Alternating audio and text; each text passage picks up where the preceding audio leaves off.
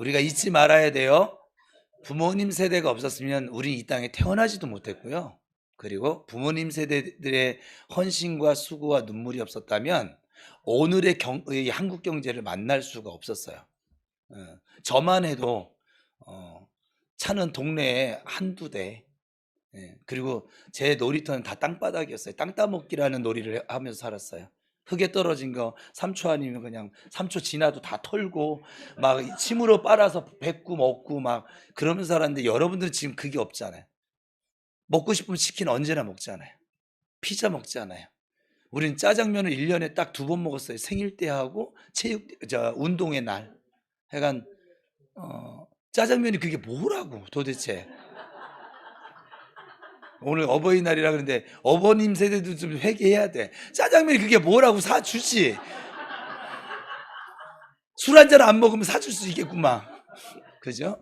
어쨌거나 그렇게 고생하면서 허리띠 졸라매고 그냥 잠자는 시간 말고는 일하러 다니시고 또 당신들 먹고 싶은 거 안 먹어가면서 여러분 지금 이런 시대를 만난 거죠. 이걸 꼭 기억하셔야 돼요. 또 여러분들도 좀 다음 세대를 위해서 좀 그런 어버이들이 좀 되셨으면 좋겠어요. 주님과 함께 동행하면서 좀 수고할 줄 알고. 요즘 애를 안 낳는 이유가 뭐예요? 내 인생 즐기자는 거거든요. 수고하지 않겠다는 게 다음 세대를 위해서. 그거 아니에요? 청년들 대답해 봐요. 애를 안 낳으려고 하는 사람은 없어요. 이제 우리는 다 낳으려고 해요. 아직 안 생겨서 그런 것이지. 많이 낳으세요. 지금 이 얘기하니까 하나만 더 얘기해서 설교 시작할게요. 저는 예수 믿는 사람들은 저처럼 많이 낳았으면 좋겠어. 그리고 예수 안 믿는 사람들은 내 인생은 나의 것 하면서 안 낳았으면 좋겠어. 그러면 이 땅 대한민국이 점점 기독교 인구가 기독교 국가가 되지 않을까요? 그렇게 되어지면 쟤들은 해가 하나만 낳든지 아니면 낳지 말든지. 그리고 여러분들은 한 3-4씩 낳아. 김은하 사모님처럼 한 5 낳아 그냥. 그러면 금방 복음화 되지 않겠어요? 그래요? 안 그래요? 그냥 저의 바람이에요. 저는 이런 식으로 사고를 해요.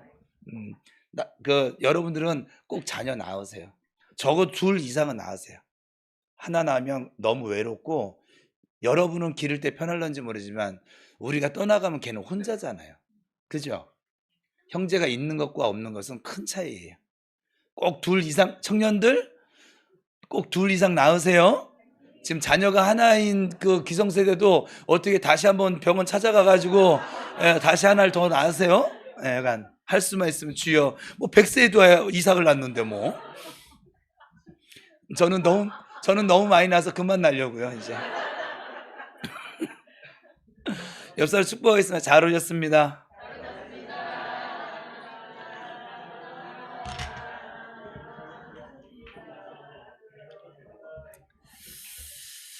사도행전 24장에서 총독 벨리스는 바울을 재판을 했지만 바울에게서 어떤 잘못도 찾을 수가 없었다고 그랬어요. 그죠? 그렇다고 해서 무죄 판결을 내리고 석방하지도 않았다고 그랬어요. 지난 시간 살펴보는 게 지금 여러분 계속 패턴이 그렇죠? 지난 설교 기억하라고 지금 줄거리 요약하듯이 하고 오늘 설교를 하는 건데, 결국 바울은 감옥에 갇힙니다. 그러나 자유가 보장된 감옥에서 죄인인 듯 죄인 아닌 죄인 같은 그래서 죄인의 생활을 하게 되고, 그 기간은 2년이라고 했어요. 2년 동안 감옥 생활. 그곳에서 과연 바울은 무엇을 얻었을까요? 또 무엇을 잃었을까요? 하나님의 사람에게는 여러분 무의미한 시간도 손해보는 시간도 결코 없습니다. 감옥에 갇혀있는 시간도 마찬가지입니다. 그 감옥은 하나님의 시간이 진행되는 곳이었고 하나님께서 특별한 훈련을 시키는 장소일 수 있습니다. 또한 영육간에 충전시키는 곳일 수도 있습니다. 바울이 감옥 속에서 밥만 먹고 잠만 잤을까요? 바울의 성정상 그럴 수 없는 종자예요. 종자라는 게 아니라 사도세요. 세계 복음화를 위한 계획이 2년 동안의 감옥 속에서도 세워졌을 것이고, 그리고 로마를 복음화시킬 수 있는 영적인 힘을 그 안에 다시 재충전하면서 키우면서 이모저모로 준비하는 단계, 활짝 뛰어오르고 더 멀리 날아갈 수 있도록 자신의 부족함을 채우는 시기였을 것입니다. 육체적으로도 쇠약해진 그 육체를 다시 힘을 갖게 되는 시간이 되기도 했을 것입니다. 여러분, 그런 의미에서 나에게 찾아오는 어두움은 나를 죽이는 것이 아니고 나를 망하게 하는 것도 사실은 아닙니다. 지금 나를 괴롭히는 그 캄캄함은 더 밝은 우리에게 온전한 미래를 가져다 주기 위한 도구일 뿐이라, 이 말이에요. 더 큰 복을 내려주시기 위해서 때로는 사업이 부도도 나기도 하고, 직장을 잃기도 하고, 질병을 만나기도 하고, 가정과 교회에 문제도 생기는 것입니다. 즉 10개를 얻기 위해서 잠시 동안 하나를 잃는 것이지요. 우리는 반드시 그렇게 됩니다. 제가 교회 지금 사역을 하면서 막 말씀 가운데 승승장구하는 우리 성도들을 보다가 중간에 한번 멈춰지는 경우가 있어요. 그러면 아버지 지금은 멈추게 하시는 거예요. 지금 멈출 때 됐지. 계속 달려가면 우리는 좋을 것 같은데 더 안 좋습니다. 교만해집니다. 가다가 그래서 주님이 쉬는 타임을, 인저리 타임을 반드시 줘요. 그 인저리 타임 때 다시 내가 지금 바르게 잘 달려왔는가, 또 지친 체력도 보충을 하기도 하고, 생각들을 정리하고. 축구를 좋아하는 분들은 다 지금 이해를 하는데 그 인저리 타임이 없으면 경기를 못해요, 사실은. 그 인저리 타임 때 감독과 선수 간에 다시 전반전에 놓치고 있었던, 우리가 만약에 실패했다면, 골을 먹었다면 왜 먹었고, 어떻게 골이 안 들어가고 있다면 왜 안 들어가 있는지 작전을 짜는 시간이기도 합니다. 그러면서 또 마실 거 마시면서 체력을 보충하는 시간이 되기도 하고, 꼭 하나님이 인저리 타임을 준다는 거예요. 제가 3개월에 한 번씩 인저리 타임을 갖잖아요. 저는 갖고 있어요. 그것이 교회를 위한 일이 되어진다라고 하나님 저에게 마음 주셔서 지금 그렇게 갖고 있습니다. 그러니 오늘 여러분이 감옥과 같은 곳에 혹시라도 갇혀 있을지라도 감사, 그리 아니하실지라도 감사하며 살아가시길 바랍니다.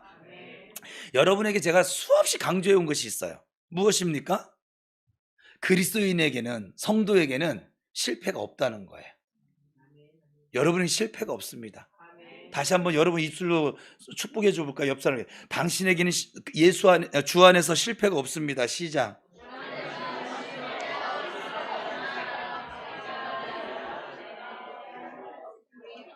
잠시 인저리 타임을 가지는 거예요. 실패가 아니에요. 저와 여러분은 주 안에서 믿음으로 무조건 마침내 승리하게 될 줄로 믿습니다. 하나님께서는 만약 우리가 몸부림치면서 막 실패를 향해서 우리가 막 달려간다고 하더라도 마침내 우리 모두 다 승리자가 되도록 하나님께서는 만들고야 마십니다. 여러분 주 안에 거하는 한. 자, 여러분 잘 모르셔도 돼요. 그냥 부평 우리 공동체 안에만 들어가져 있어도 여러분 망하지 않습니다. 망하도록 내버려 두질 않습니다. 그러므로 여러분 모두가 다 승리자요, 그리고 성공자임을 확신하며 힘을 내시기를 주님의 이름으로 축원합니다. 자, 오늘 본문 1절을 읽겠습니다. 시작.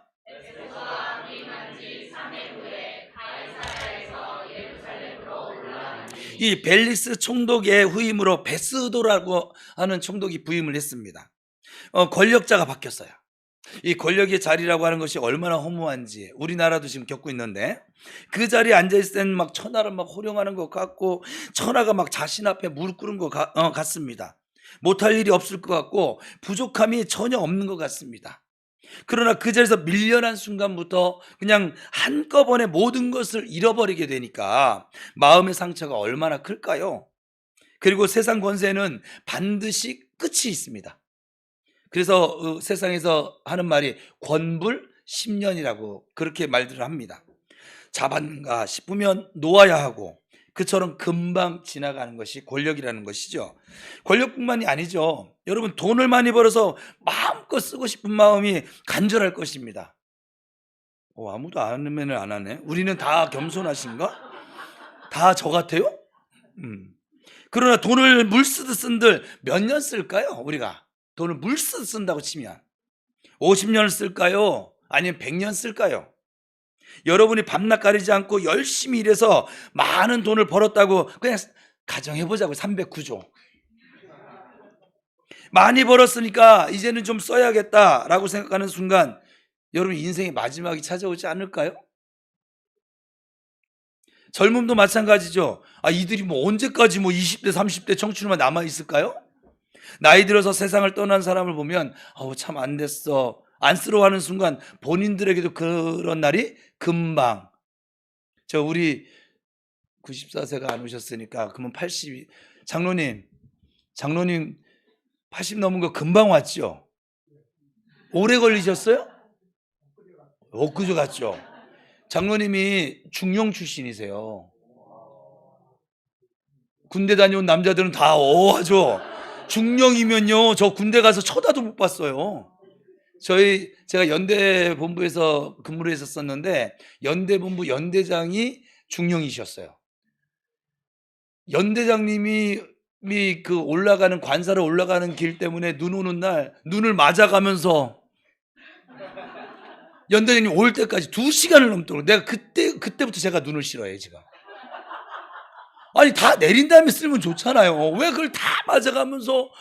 그러니까 잠시도 쌓여있으면 안 돼. 연대장님 걸어가시는 길이야. 또 연대장님 관사에 뭐가 문제가 생기면 제가 그냥 쫙 달려가가지고 다 막 해가 뭐 김장한다고 하면 중대장 뭐 작전과장 부인들 다 와가지고선 저분도 아부 많이 받으셨을 거예요 아마. 그래가지고 막 그냥 뭐 김장한다고 사병들 다 땅 파게 만들고 하는 거 아무것도 없어요. 다 말로만 하세요. 봐요. 금방 지나갑니다. 저도 여러분 때 내가 이렇게 먹어서 지금 뭐 야식을 끊어야 된다는 운동, 혈관을 위해서 커피를 끊어야 된다 이런 생각 안 하고 살았었던 사람이에요. 항상 예쁘고 피부도 막 탱탱할 것 같지만 어느 날 머리가 허옇게 변해져 버리고 얼굴에 주름살도 생겨져 있습니다. 또한 직장에서 내 실력이 막 최고인 줄 알고 막 느긋했거든요. 그냥 다 밑으로 봤거든요. 그냥 어느새 나보다 실력 있는 후배들이 막 치고 올라와서 퇴직을 걱정해야 하는 처지가 되고 말지요. 이 땅에 있는 것 중에 그 어떤 것이 영원할까요? 그러니 영원하지 않은 것에 여러분 생명 걸지 마시고 영원한 것에 여러분의 생명을 거시길 바랍니다. 허무한 것에 모든 열정을 쏟다가 나중에 후회하지 마시고 영원한 것에 여러분의 모든 열정을 쏟으시기를 축복합니다. 대통령인들 오래 갈 것이고 재벌인들 오래 가겠습니까? 미스코리아인들 그 젊음과 아름다움이 오래 가겠냐고요. 세월은 아주 빛처럼 빨리 지나갑니다. 벨릭스 총독은 권력을 유지하기 위해서 유대인들을 많이 죽이고 엄청난 핍박을 가했거든요. 근데 결국 그 권력을 뺏기고 말았습니다. 그 자리에서 물러나서 모든 것을 놓아야만 했습니다. 그것이 바로 세상 돌아가는 이치라는 것이죠. 누구든 마찬가지입니다. 그래서 지혜로운 사람은 세상이 아니라 영원한 천국의 소망을 두고 살아가는 것이죠. 바울이 바로 그런 사람이었고 저와 여러분이 오늘 그런 사람이 되어야 될 줄로 믿습니다. 베스도가 총독으로 부임한 뒤에 예루살렘에 올라갔어요. 그리고 그곳에서 유대 지도자들을 만나게 됩니다. 그런데 이 유대 지도자들은 이 바뀐 총독과의 첫 대면에서 바울을 고소합니다. 2절 3절입니다 시작.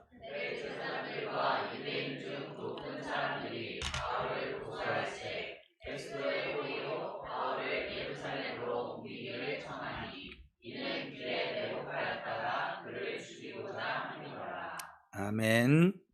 가이사랴에 갇혀 있는 바울을 예루살렘으로 옮겨달라고 요청을 하는 거예요. 지금 유대인들의 미움이 여러분 대단하지 않습니까? 여러분 생각해 볼 때 벌써 2년이 지났거든요. 2년이란 세월이 지났는데도 불구하고 잊지 않고 있다가 새 총독을 첫 대면하는 그 자리에서 첫 번째로 요구하는 사항이 뭐냐면 바울에 대한 내용이에요. 왜 예루살렘으로 옮기게 해달라고 합니까? 도중에 매복해서 죽이려고요. 여러분이 누군가를 혹시 미워하고 있는 분이 남아 있습니까? 그렇다면 여러분 자신을 위해서라도 용서해 주시기를 축복합니다. 만약 끝까지 도저히 나는 그 사람은 용서를 못하겠다, 그러면 그 사람 미워하는 것을 마음에서 지워버리고 잊어버리기라도 하셔야 합니다.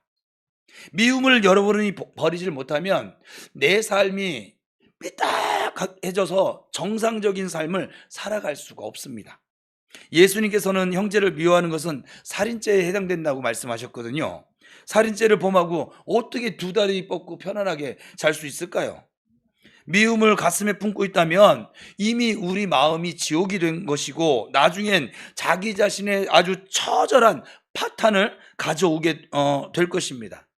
미움이 커지면 기도도 하지를 못합니다. 모든 것이 부정적으로만 보여집니다. 그러니 자꾸 믿음이 약해집니다. 악순환이에요. 미움을 갖고 있는 것은 그래서 나의 삶에, 자신의 삶에 백해무익한 것이지요. 근데 왜 그걸 우리는 버리지 못할까요? 여러분 용서해 보세요. 그러면 평안이 물밀듯이 밀려올 것이고 여러분의 삶에 기쁨이 넘치게 될 것입니다. 꼭 새롭게 태어난 것 같은 그런 느낌도 갖게 될 것입니다. 그리고 용서를 실천하는 자만이 예수 그리스도의 십자가의 깊은 사랑을 마음껏 느낄 수가 있습니다. 지금 여러분이 용서하지 못하고 미워하는 사람이 있으실까요? 이 시간에 용서해, 너를 위해서 용서해 라고 명령하시는 주님의 음성을 들을 수 있기를 축복합니다. 나 위해서 십자가를 져주신 주님의 명령인데 어떻게 불순종할 수 있을까요? 교회와 여러분의 가정 위에 용서와 사랑이 흐르고 넘치시기를 다시 한번 주님의 이름으로 축원합니다. 4절 5절 이어서 읽겠습니다. 시작.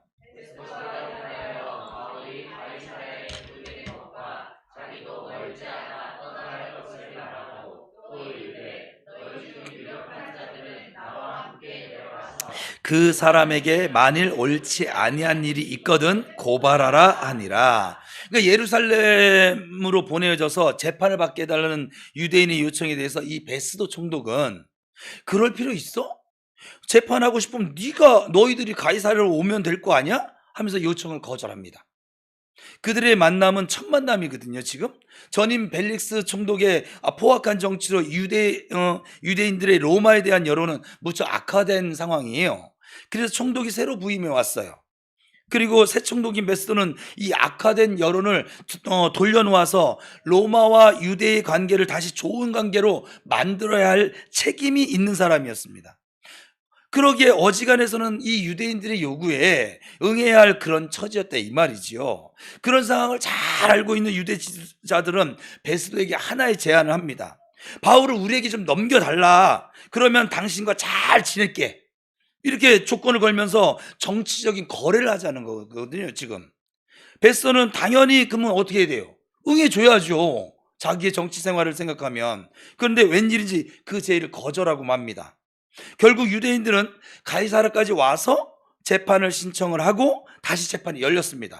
6절과 7절입니다. 시작. 베스도가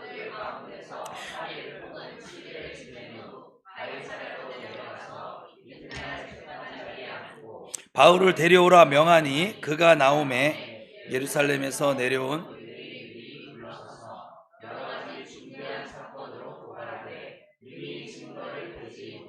그러니까 재판이 시작됐습니다. 그리고 유대인들은 여러 가지 막 제목을 들어서 바울을 고소했지만 증거는 여전히 내어놓지를 못했습니다. 2년 전처럼. 증거가 없다는 것은 바울이 죄가 없다는 것이지요. 애초부터 죄가 없으니까 증거가 있을 리가 없는 것이죠. 이어서 8절 읽습니다. 시작. 바울이 변명하여 이르되 유대인의 율법이나 성전이나 가이사에게나 내가 도무지 죄를 범하지 아니하였노라. 그러니까 바울은 절대로 죄를 범하지 않았다라고 말을 합니다. 죄가 없으니까 자신 있게 말하는 거예요. 유대인들은 바울에게 죄가 있다고 고소를 하고 바울은 죄가 없다고 단호하게 대처를 합니다. 여기서 베스도가 고민에 빠지는 것이죠. 바울에게는 사실 죄가 없거든요. 그러나 유대인들은 어떻게 하든지 바울에게 죄를 뒤집어 씌우려고 합니다. 또 베스도는 유대인들을 도와주어야 합니다. 그래야 자기 자리가 든든해지고 그리고 유대인들과 좋은 관계를 유지할 수 있기 때문입니다. 죄는 없고 그렇다고 풀어줄 수도 없고 아주 진퇴양난을 만난 것이죠. 그래서 해결책으로 바울에게 예루살렘에 가서 재판받을 것을 제안합니다. 9절입니다. 시작.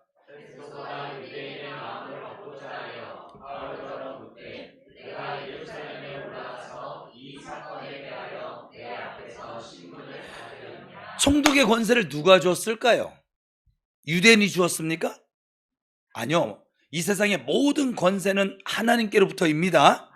그러니 하나님의 마음을 얻기 위해서 애를 써야지, 이 유대의 마음을 얻기 위해서 애쓴다면 이미 잘못된 생각인 것이죠.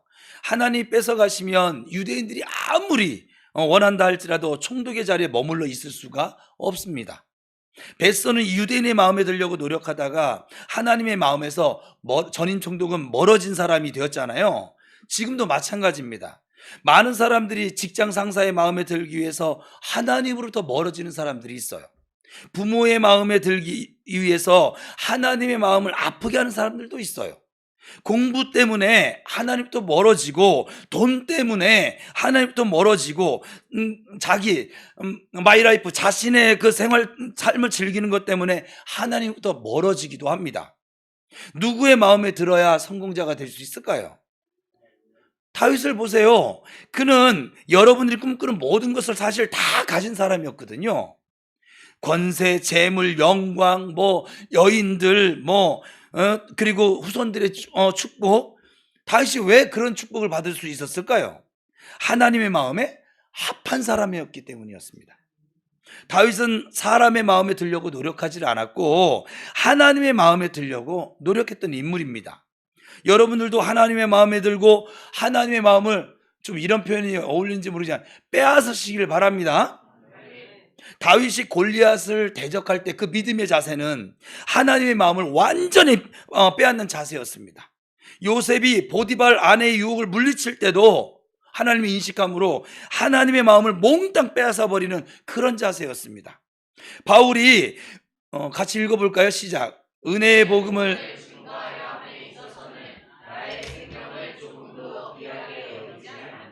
이런 고백을 했거든요. 이런 고백을 할 때도 하나님의 마음을 몽땅 빼앗아 버렸습니다. 다니엘이 사자굴 속에 들어가면서도 기도하기를 멈추지 않았던 것과, 그의 세 친구들이 풀무불 속에 들어가면서도 우상 앞에 절하지 않은 것과, 그것도 모두 하나님의 마음을 온통 빼앗아 버린 그런 자세였습니다. 손양원 목사님이 우리나라에도 있지요. 자신의 아들을 죽이는 원수, 그 공산당 원수를 용서해서 양아들로 삼은 것도 하나님의 마음을 온전히 빼앗기 아주 충분했습니다. 여러분 가운데서도 하나님의 마음을 빼앗은 분이 이미 있습니다. 어떤 큰 일을 해야만 우리가 마음을 얻는 것이 아니죠. 내 마음을 다해서 하나님을 사랑하고자 하고 하나님 말씀 앞에 순종하고 감사하고자 할 때 하나님의 마음을 우리는 빼앗을 수 있습니다. 주어진 사명에 충성하는 모습을 보일 때 하나님 마음을 빼앗을 수 있고, 지금 예배드릴 이 시간에도 영과 진리로 예배드릴 때 하나님은 우리에게 마음을, 사실은 제가 지금 빼앗는다는 표현을 썼는데 빼앗겨 주십니다.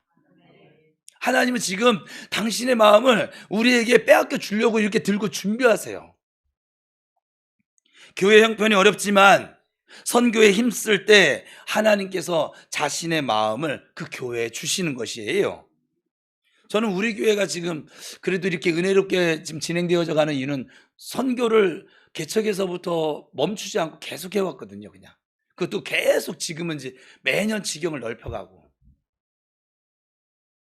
내가 하나님의 마음을 빼앗고 내가 하나님의 마음을 얻는다면 더 이상 바랄 게 뭐가 있을까요?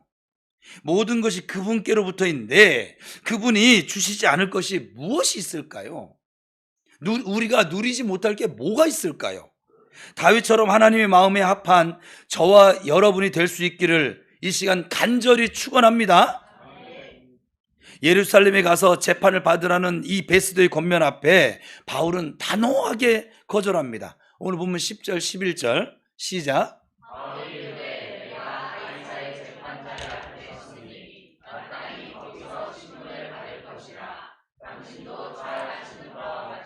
내가 유대인들에게 불의를 행한 일이 없나이다. 만일 내가 불의를 행하여 무슨 죽을 죄를 지었으면 죽기를 사양하지 아니할 것이나 만일 이 사람들이 나를 고발하는 것이 다 사실이 아니면 아무도 나를 그들에게 내줄 수 없나이다. 내가 가이사께 상소하노라 한대. 그러니까 뭐냐면 이 말이 쉽게 얘기하면 우리 식으로 얘기하면 나는 유대인들에게 지금 잘못한 게 없습니다. 만약 잘못한 게 있다면 죽여도 좋습니다. 그러나 죄가 없다면 나를 유대인에게 내어주어서는 당신 안 됩니다. 그렇게 하면 안 됩니다. 나를 로마 황제에게 보내주어서 그에게 재판을 받게 해주세요. 바울은 로마 시민권을 가진 사람이었거든요. 그러니 로마 황제에게 재판받을 자격이 있습니다.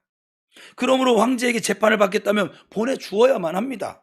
베스도가 유대인들의 마음을 얻고자 하여 계획을 세웠지만 다 실패했고 바울의 뜻대로 일이 진행되어져 가고 있는 것이죠. 우리가 어느 편에 설 것인가 아주 확연하게 드러났어요. 어느 편에 서는 것이 성공인지 분명하게 드러났어요. 사람 편에 서는 자는 실패하게 되어져 있습니다. 반대로 하나님 편에 서는 자는 반드시 성공함을 믿으시기를 축복합니다. 13절을 이어서 읽겠습니다. 시작. 수일 후에 아그리빠 왕과 버니게가 베스도에게 문안하러 가이사랴에 왔어. 베스도가 새로운 총독으로 지금 부임해 오니까 이 아그리빠 왕과 버니게가 문안하려고 가이사랴 지방에 찾아왔어요. 이 아그리빠와 버니게는 서로 남매 사이입니다. 그러면 아그리빠 왕이 누구입니까? 예수님이 베들레헴에 탄생했을 때 2살 미만의 남자 어린아이를 모두 죽였던 그 헤롯 대왕의 증손자이기도 하고 헤롯 가문의 헤롯 대왕 가문의 마지막 왕이기도 합니다. 이 아그리빠는 왕의 자리에 있었지만 북쪽에 작은 지역을 다스렸을 뿐 사실 실권은 거의 없었거든요. 왜냐하면 로마가 총독에게 이 당시에 모든 실권을 넘겨주었기 때문에 그래요. 그럼에도 불구하고 이 아그리빠는 유대인들 사회에서는 영향력을 가지고 있었는데 그 이유는 로마 황제가 성전을 돌보는 일과 대제사장을 임명하는 일을 이 왕에게 맡겼기 때문에 그랬습니다. 아그리빠 왕의 문안을 받은 이 베스도는 그동안 있었던 재판 문제를 이야기를 하면서 아그리빠 왕의 의견을 듣고자 합니다. 베스도가 보기에는 바울에게 죄가 없습니다. 그러나 유대인들은 바울에게 죽일 죄가 있다고 주장을 합니다. 그러자 바울은 황제에게 상소를 합니다. 그렇다면 이제 다른 방법은 더 이상 없는 것이죠. 총독 베스도는 바울을 황제에게 보내야만 합니다. 그런데 문제가 있죠. 무엇입니까? 25절, 27절. 오늘 읽지는 않았어요. 오늘 25장 전체인데 다 읽으면 너무 길어서 지금 그러니까 오늘 사도행전 강의는 25장 전체를 지금 살피는 거예요. 시작. 내가 살피건대 죽일 죄를 범한 일이 없더이다. 그러나 그가 황제에게 상소함으로 그리로 결정하였나이다. 그에 대하여 황제께 확실한 사실을 아랠 것이 없으므로 신문한 후 상소할 자료가 있을까 하여 당신들 앞, 특히 아그리빠 왕 당신 앞에 그를 내세웠나이다. 그 죄목도 밝히지 아니하고 죄수를 보내는 것이 무리한 일인 줄 아나요. 이게 무슨 얘기냐면 황제에게 보내려면 바울의 죄 목록을 기록해서 서류를 작성을 해서 보내야 될 거 아니에요. 조사서를. 근데 죄가 없어. 죄의 목록을 기록할 게 없어요. 죄의 목록도 없이 바울을 황제에게 보낼 수 없다는 얘기예요. 더군다나 유대인의 반발도 무시할 수는 없고 아주 진퇴양난이라는 거예요. 그래서 아그리빠 왕에게 도움을 지금 요청하게 되어졌고 그런 이유로 바울이 아그리빠 왕 앞에서도 서게 됩니다. 그리고 바울은 아그리빠 왕 앞에서 다시 재판을 받게 되는데 그 내용은 다음 주에 나눌 26장에 기록되어져 있습니다. 자, 보세요, 여러분. 바울이 재판을 받으면서 만난 사람들이 누구예요? 총독 벨릭스, 신임 총독 베스도, 그리고 이제 아그리빠 왕. 모두 다 그 당시에 그 지역에 가장 큰 권세를 가진 최고의 지도자들입니다. 바울이 죄수의 신분이었기에 그들을 만날 수 있었습니다. 만약 죄수의 신분이 아니었다면 만날 수 있는 기회가 결코 주어지지 않았을 것입니다. 옛날이나 지금이나 보통 시민이 우리 평민들이 지도자를 만난다라고 하는 것은 결코 쉬운 일이 아닙니다. 그런데 그 어려운 일이 죄수의 신분이었기 때문에 가능했습니다. 바울은 그 만남의 기회를 놓치지 않고 그들에게 예수 그리스도를 전파합니다. 감옥의 갇힘으로 인해서 그 당시에 최고의 권세자들, 권력자들에게 복음 전파의 길이 열려졌던 것이지요. 우리가요, 여기서 이제 오늘 본문에서 생각해 볼 게 이제 하나 있는데, 환경이 어려울 때만 우리가 할 수 있는 일이 있어요. 여러분, 환경만 보죠. 환경이 어려워졌기 때문에 만나는 사람이 있어요. 환경이 어려워졌기 때문에 내가 들을 수 있는 말이 있어요. 내가 잘 나갈 때는 안 들려요. 하나님께서 어려운 환경을 우리에게 허락하여 주심은 그 일을 하라고요. 감옥 속에서도 할 일이 있어요. 극한 슬픔 속에서도, 실패 속에서도, 병상에 누워서도 할 일이 있습니다. 격한 대립 속에서도 할 일이 있고, 이웃과의 부딪힘 속에서도 할 일이 있습니다. 요셉도 감옥에 끌려갔기 때문에 국무총리 자리에 앉는 거예요. 그거 정치 안 배웠으면, 국무총리에 앉혀놔도 정치를 모르면 어떻게 할 것이냐고요. 그러므로 하나님이 우리에게 어떤 환경을 주시든 무의미한 것은 주 안에서 없습니다.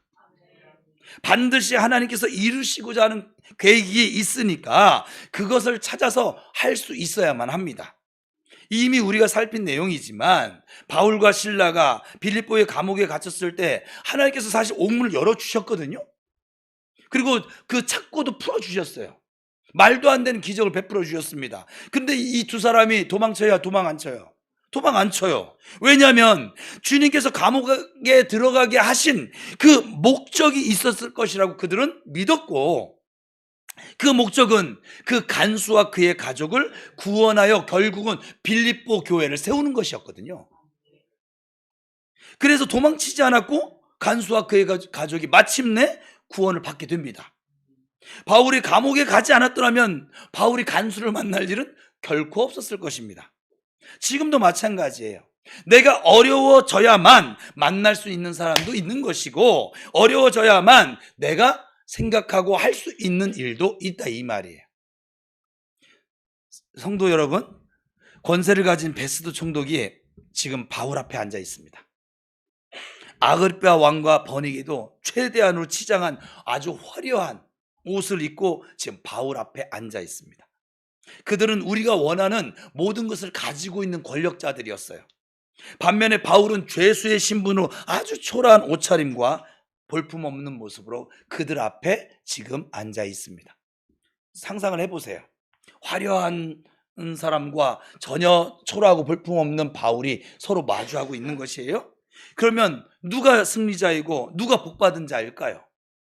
바울입니다. 두말할 것도 없이.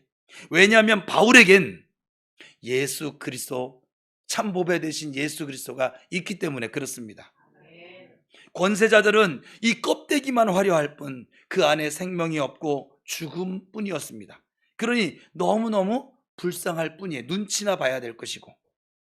여러분에게 예수 그리스도가 계십니까? 그렇다면 비록 죄수 같은 신분, 아니면 감옥 같은 상황을 만났을지라도 가장 큰 복을 누리는 사람인 것이고, 가장 큰 행복을 소유하고 있는 사람임을 믿으시기를 주님의 이름으로 축복합니다. 그 다음에 우리가 해야 할 일이 있습니다. 무엇일까요? 껍데기만 요란스럽게 치장하는 세상 사람들에게 예수 그리스도를 전하는 일입니다. 우리 모두 이 암울한 시대에 이 복음의 도구로 제한 없이 쓰임받게 되시기를 주님의 이름으로 간절히 축원합니다. 제가 요즘 착해졌어요. 설교 끝입니다. 12시 전에 아주 이렇게 끝내서, 오늘도 그래서 선포합시다. 이 선포하려고 빨리 끝냈어요. 자, 선포합시다. 오늘 한 번씩만 하겠습니다. 시작.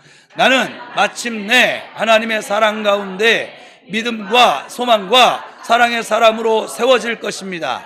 나는 마침내 하나님의 사랑 가운데 말씀과 기도의 사람으로 세워질 것입니다. 나는 마침내 하나님의 사랑 가운데 축복과 형통의 사람으로 세워질 것입니다. 나는 마침내 하나님 사랑 가운데 주님과 동행하는 사람으로 세워질 것입니다.